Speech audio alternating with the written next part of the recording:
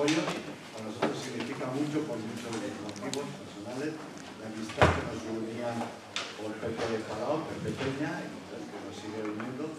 Creemos que los Chiquibella Palau fueron importantísimos y fueron revulsivos para apoyos para la música del País Valenciano.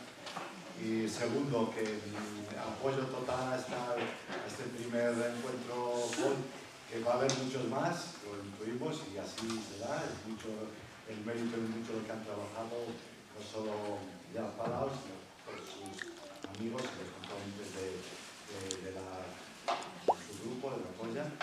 Tercero, la actuación fenomenal que han hecho a la escuela, impresionante, bueno, todo ello. Y cuarto, deciros que la fonoteca de materiales del País Valenciano pues fue una escuela en Segovia hace unos años y se le premió a nivel, ahora ya es premio europeo a materiales, a ese fondo, ¿no? Que es importante. Y segundo, que bueno, que ya por último, que vamos a echar una pieza o dos, de las que queráis. Una, la primera, y no sé cómo andamos de tiempo, si da tiempo a uno o dos, cuidado. Tú ves tocando y llevamos. Que decía Eduardo Navarro, el ritmo de amor, una danza que rescatamos de nuestra tierra del centro de Segovia, por la parte del llano, una mudanza que se ha hecho algo muy. Y muchas gracias, esperemos venir muchas más veces a apoyos, siempre que nos dejamos.